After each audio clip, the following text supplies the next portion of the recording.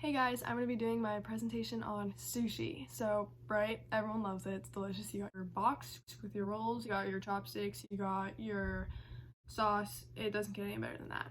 So, what if I told you it's not going to be here in the next 30 years? So, this is an issue and we're going to talk about it. In 2006, a group of colleagues and scientists all decided to get together from the UK, Sweden, Nova Scotia, Panama, the US, to try to put an effort in to discover what this impact on seafood might have on our world. So already 29% of edible fish and seafood species has declined by 90%. This drop means that there's a collapse in these fisheries. Now, if this long-term trend continues, in 30 years, there will be little to no seafood available for sustainable harvest. So this does not mean extinct, but this does mean there won't be enough in the oceans for us to harvest and eat. It will no longer be on our menus or in our grocery stores. Now, a lot of people don't believe this because they think there's so many fish in the ocean, how could we get rid of all of them? Well, the human population consumes 154 million tons. So to put this in perspective, a ton is 2,000 pounds.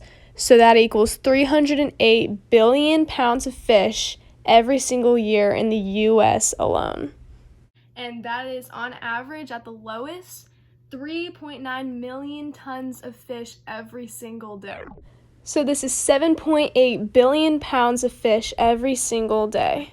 Now, this is possible by these commercial fishing boats going out for up to 6 months at a time, and they use several methods like long lines, gill nets, and bottom trawling.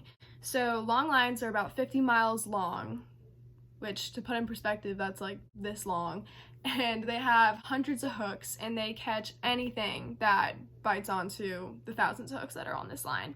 Then they have gill nets, which are about 7 miles in length. They are ginormous nets that catch anything in their path. They grip the fish by their gills and suffocate them. Bottom trawling is by using nets that are about the size of a football field. They are set onto the bottom of the ocean floor and they are dragged for about 580 square miles at a time. And they kill everything and destroy everything on the bottom floor. 20 pounds of bycatch is caught for every 1 pound of targeted fish. So it is extremely wasteful. So some names that you might recognize, salmon, tuna, halibut, grouper are actually all on the top 10 endangered species list.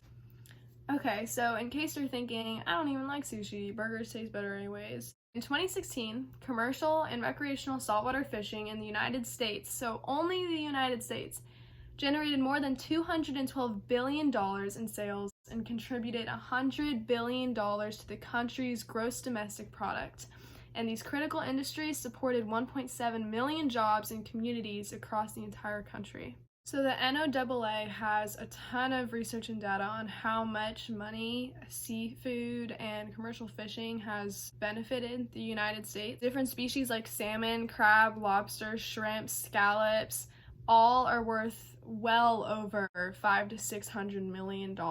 If we were to lose our oceans as a source of food, this would cause widespread suffering and starvation throughout the world. Currently, 16% of the world's protein is from fish and other marine organisms. This is a main source of food for people who cannot afford chicken or red meat in more poverty-stricken countries. If we were to lose seafood, we wouldn't only lose a food source, we would also increase poverty, malnutrition, and starvation. However, this would be the least of our worries if this were to happen.